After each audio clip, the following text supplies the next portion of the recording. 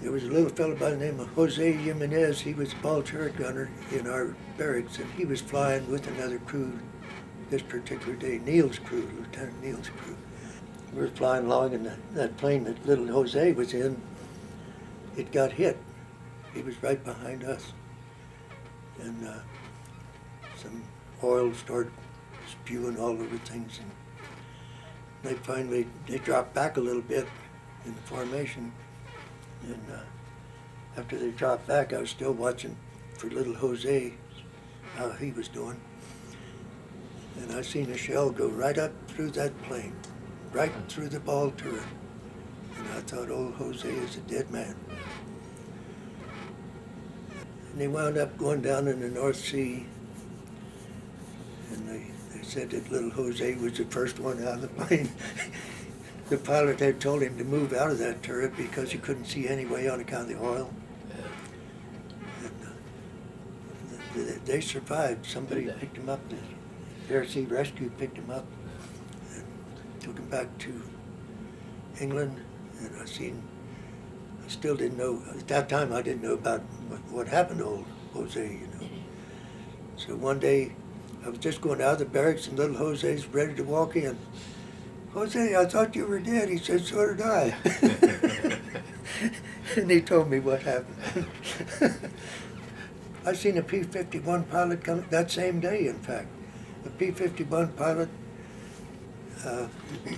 we didn't know it was one, but on that same day was Neil's crew. Eventually there was about 2 or 3 German fighter planes out away from us, and not at our altitude. We were the high group, and high squadron, and others were middle and then low. And this was a middle group, and they were right about the 401st outfit. That's who it was. Then eventually there was 4 of them, and a little bit later, see another one pull up behind the 4. Boy, 5 of them coming in, but they were still sitting there.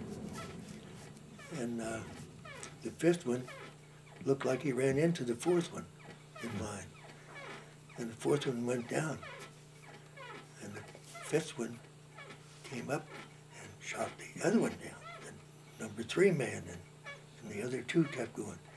He came up behind number 2, and he had a little trouble with number 2, and he finally got him, and that number 2 man must have alerted the lead man, and the lead man and this P-51 were in a dive for their life or death.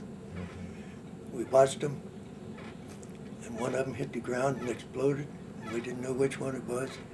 And a little while, the P-51 pilot came up and waved his wings in victory. This is the book called The Valor at POLEBROOK, The Last Flight of 10 Horsepower. That's the Congressional Medal of Honor, isn't it? Mm-hmm. The Duchess was Clark Gable's B-17. He was a gunner. And didn't he also do war films, war training films? He did, I think, yeah.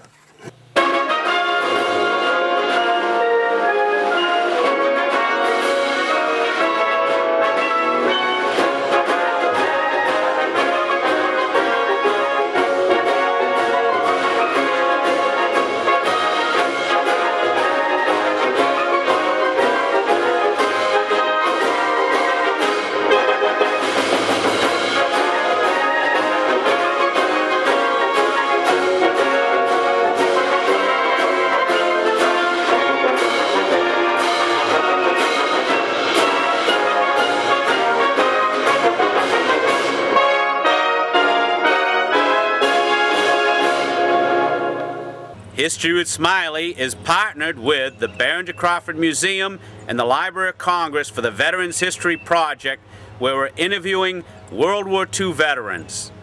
The Barringer Crawford Museum, the home for Northern Kentucky's heritage, history in motion. Look us up at www.bcmuseum.org. Thanks for watching.